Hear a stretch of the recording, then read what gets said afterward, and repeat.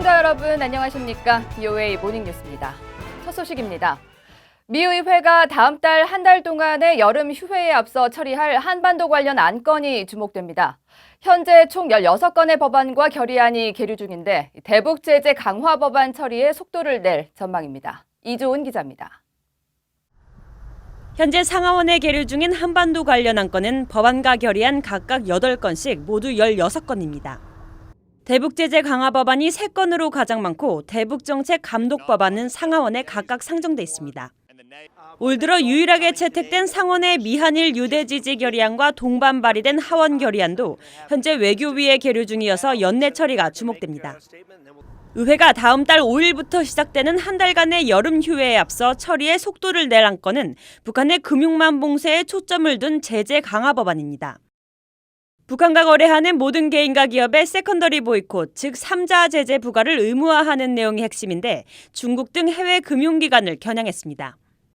And they would present Chinese banks with a very simple choice. You can do business with the United States or you can do business with North Korea, but you can't do business with both. 의원들은 통상 의회가 무조건 통과시켜야 하는 국방수권 법안에 자신이 주력해온 핵심 안건이 포함되도록 노력하는데 올해는 이례적으로 대북 제재 강화 법안이 상하원에서 이런 방식으로 추진돼 통과 가능성을 높이고 있습니다. 북한에 억류됐다 송환된 직후 숨진 대학생 오토 원비어의 이름을 딴 상원의 법안은 오토 원비어 대북 은행 업무 제한 법안 또는 브링크 액트, 하원의 법안은 오토 원비어 북핵 제재 법안으로 명명됐습니다. 앞서 상원은 지난달 말 브링크 액트가 포함된 국방수권 법안을 초당적으로 통과시켰고 유사한 내용의 하원 법안은 지난 9일 상임위를 거쳐 현재 전체 회의 논의가 진행 중입니다. 하원 제재 강화 법안의 국방수권 법안 포함 여부는 전체 회의 표결이 이뤄지는 이달 중 결정될 예정입니다. 하원이 이달 중 대북 제재 강화 법안이 포함된 국방수권 법안을 통과시키면 이어 상하원 조정 합의를 거쳐 마지막 표결이 이뤄지는 9월 말 이전에 대북 제재 강화 법안의 세부 내용이 최종 확정될 예정입니다. 앞서 하원에서는 또 다른 대북 제재 강화 법안인 대북 밀수 단속 법안의 국방수권 법안 포함이 추진됐지만 지난 9일 철회됐습니다. 이 법안은 북한의 불법 해상 거래, 특히 불법적인 선박 환적 차단에 초점을 맞추고 있으며 예전부터 예고됐었기 때문에 추후 별도 법안으로 다시 추진될 가능성이 있습니다. BOA 뉴스 이조은입니다. 미국과 북한의 정상이 이달 중 재개에 합의한 실무협상에서 논의될 의제가 무엇이 될지 관심이 모아지고 있습니다. 김정은 위원장은 체제 안정을 강조한 것으로 전해졌긴 하지만 북한은 여전히 제재 완화에 초점을 맞출 것으로 전문가들은 전망했습니다. 오택성 기자입니다. 로버트 매닝 애틀랜틱 카운슬 선임연구원은 실무협상에서 북한은 제재 완화에 더 집중할 것으로 보인다고 말했습니다. 그러면서 석탄 수출과 석유 수입 허가, 개성공단 재가동 등을 당장 제재 완화가 가능한 분야로 꼽았지만 핵 동결에 대한 양측의 인식 차이로 협상은 쉽지 않을 것으로 내다봤습니다. 미국은 핵 동결을 비핵화의 시작점으로 제시했지만 북한은 핵 보유국 지위를 얻는 수단으로 생각하고 있다는 겁니다. I think their ultimate goal is to be accepted as a nuclear weapon state like Israel and Pakistan. And if you work back from that, then they would not necessarily be against a freeze or even.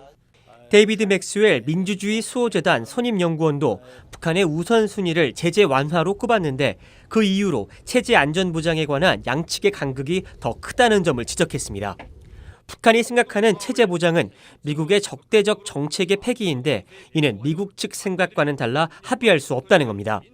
And the hostile policy is exemplified by the Iraq-U.S. alliance, by the presence of U.S. troops on the Korean Peninsula, by the readiness exercises that are conducted with South Korea and the United States, and by extended deterrence and the nuclear umbrella over South Korea and Japan.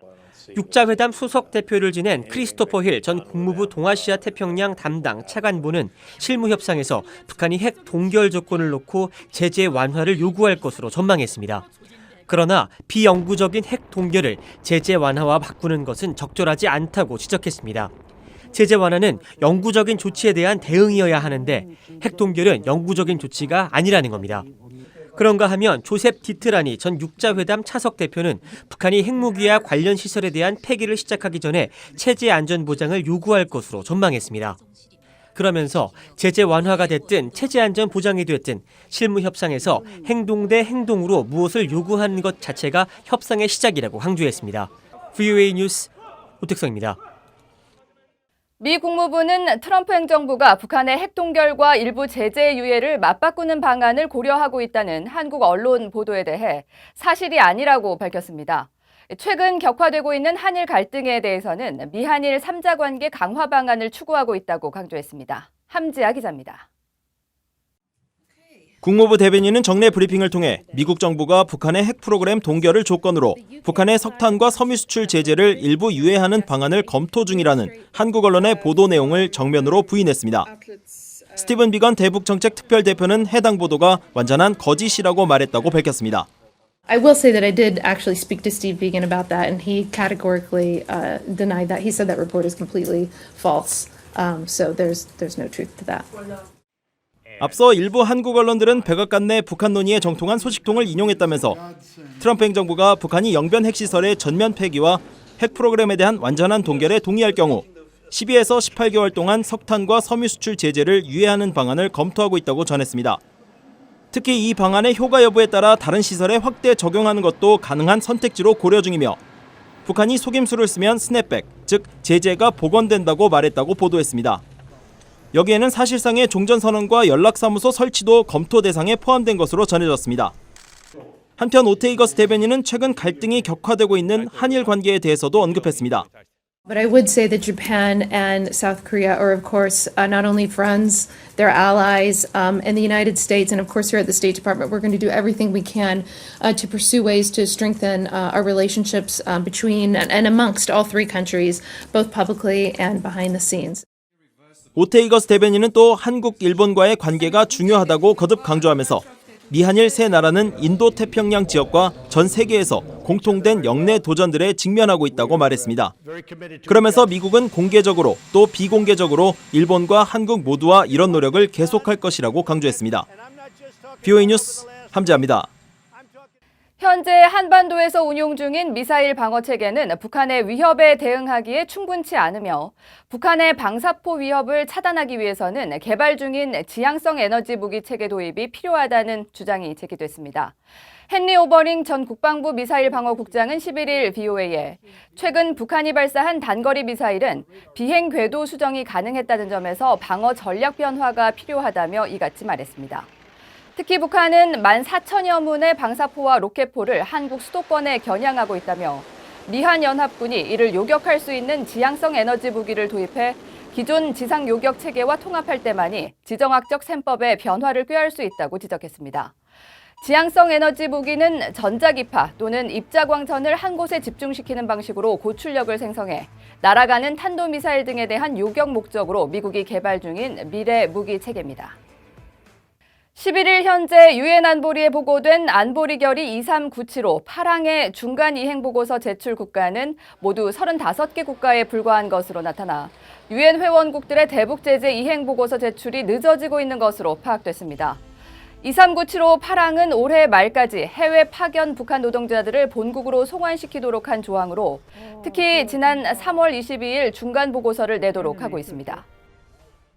해리 해리스 주한 미국 대사는 최근 격화되고 있는 한국과 일본의 갈등과 관련해 현재로서는 미국 정부가 중재나 개입할 의사가 없다는 입장을 밝힌 것으로 전해졌습니다.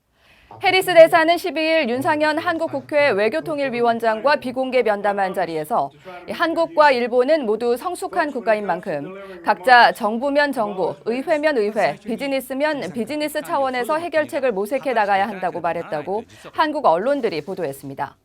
해리스 대사는 그러면서 미국은 당사국이 문제 해결에 실패해 미국의 기업과 외교 안보에 영향을 미칠 때 역할을 할 것이지 지금은 한국과 일본이 해결할 공간이 남아있다고 말한 것으로 알려졌습니다.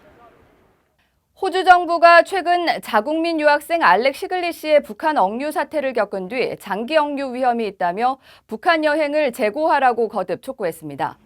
호주 외교통상부 대변인실 관계자는 11일 호주인 억류 사태 이후 정부의 북한 여행 지침에 변화가 있느냐는 VOA의 질문에 외국인 여행자들이 임의적인 체포와 장기 구금을 당할 위험이 있다면서 국민들에게 북한 여행의 필요성을 재검토할 것을 계속 권고하고 있다고 밝혔습니다.